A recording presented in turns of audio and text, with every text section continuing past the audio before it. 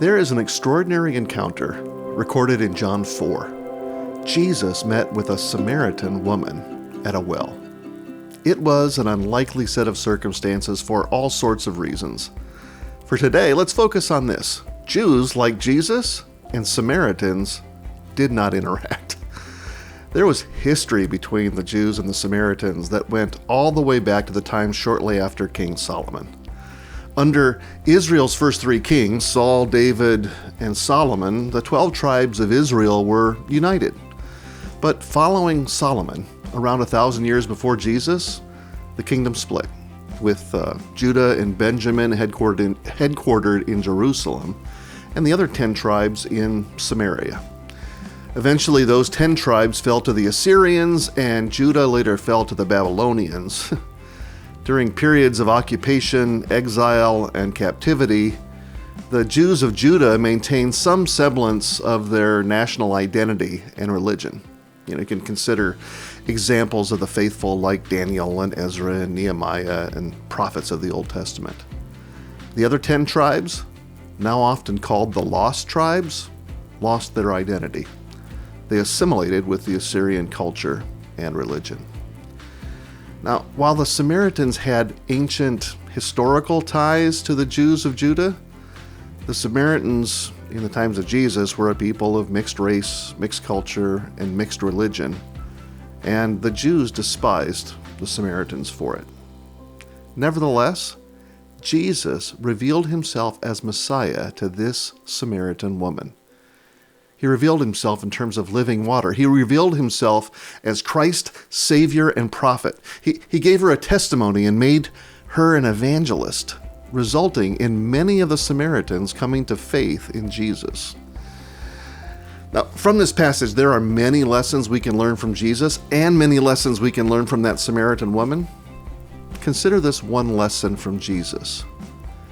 Jesus was not deterred by the cultural barriers. Much is made these days of our cultural wars. It's a real thing, for sure. We are divided. The culture wars are raging hot, perhaps heating up right now, as most designate this month as Pride Month. Trans issues are in the news. The T of LBGTQ, all the letters, We're supposed to boycott Bud Light. Not much of a problem at my house. And Target, that one hits a little closer to home. Culture wars are real and perhaps seemingly hotter these days, but culture wars are nothing new. Consider the culture wars between the Samaritans and the Jews. These were deep-seated culture wars with a history far longer than our American history. This ministry moment for Jesus was amid an epic culture war. Now listen, I am in favor of standing up for righteousness, truly, especially when children are targeted. We must carefully and dutifully protect our kids. But notice, in this case, with a fierce culture war swirling in the midst, Jesus was not distracted by it. In this moment, he didn't even bother with it.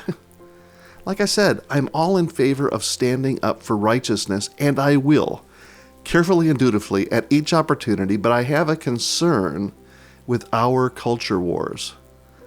And it's simply this. The culture wars are not the main thing. The culture wars are not the main thing.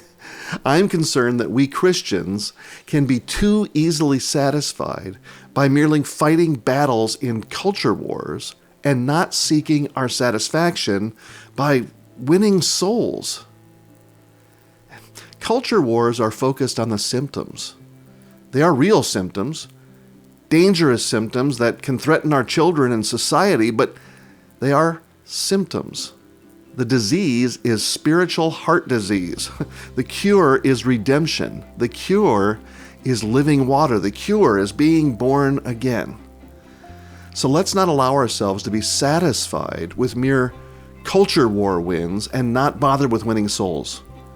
And furthermore, let's be careful to fight the culture wars in such ways that it could lead us to winning the true prize, winning souls. Or conversely, perhaps, Let's not fight the culture wars in such ways that disqualify us from winning the true prize, winning souls, filling eternity's heaven, and emptying hell.